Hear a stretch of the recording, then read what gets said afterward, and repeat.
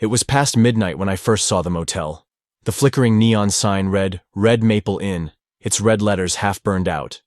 The place looked deserted, except for one lonely pickup in the parking lot.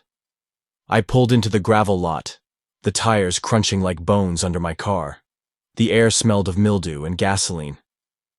My GPS had rerouted me to this tiny highway offshoot when every other hotel was full. I shouldn't have trusted it. Inside, the lobby was dim, lit only by a buzzing fluorescent light. The desk clerk, a gaunt man with hollow eyes, didn't smile. He handed me a key without a word, barely looking at me. "Room 6, he muttered. The key was heavy, metallic, cold. The kind of key that felt like it had been used by dozens of hands before me. Something about him made my stomach twist, but exhaustion overruled my unease. Room 6 was at the end of a long, narrow hallway. The carpet was a faded maroon, and the wallpaper had that sticky sheen that motel rooms develop after decades of neglect. The key turned in the lock with a loud click, echoing down the empty hall. Inside, the room smelled old, like damp wood and rotting fabric. The bedspread was faded, the edges frayed. The TV had a thick layer of dust, and the mirror above the dresser reflected me, but the angle seemed slightly off. I shrugged it off. I unpacked my bag, telling myself it was just fatigue. That's when I noticed the window. Heavy curtains blocked the view outside, but a sliver of moonlight cut across the room.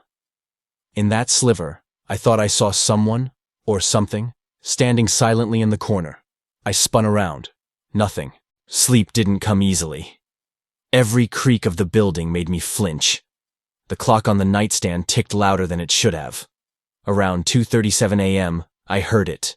A whisper, soft, just behind my ear. "Don't stay here." I froze. My heartbeat pounded, the kind that makes your ears ring. I checked the room. Empty. I convinced myself it was stress, imagination. But then I noticed it. The bedsheets were pulled slightly off the mattress. I hadn't moved them. And the mirror. My reflection. It wasn't doing exactly what I was. It smiled when I didn't. By morning, exhaustion had taken hold. But the unease didn't fade. I tried to check out early, but the lobby was locked. I banged on the door, but no one answered. Returning to the room, the air was colder. My breath fogged the mirror. And etched into it, in condensation that I hadn't caused, were the words, "You can't leave." The door slammed shut behind me. I was trapped. Panic surged, but the room seemed to hum, alive. Shadows moved where no light touched. Every reflection, every corner, seemed to hold a pair of eyes watching me. I stumbled toward the dresser, hoping to find something, anything to defend myself. In the bottom drawer, a stack of journals lay, dusty, cracked with age. I opened one, and the first entry read, "They always come back. Room 6 takes them, one by one." Each journal chronicled a guest who had stayed here. All disappeared, none were found, and each entry ended the same way. "I hear them, whispering, in the dark." A sudden chill grazed my neck. I looked up. Shadows were pooling on the ceiling, forming shapes like hands, faces, screaming silently. By evening, the room had changed. The furniture was warped, the walls pulsating. I could hear faint footsteps pacing behind me, even when I was alone. The mirror became a portal of sorts. The reflection no longer matched me. It was distorted, elongated, eyes blackened. My reflection mouthed words I couldn't hear. A voice, deep and hollow, emanated from the corners. "Stay forever."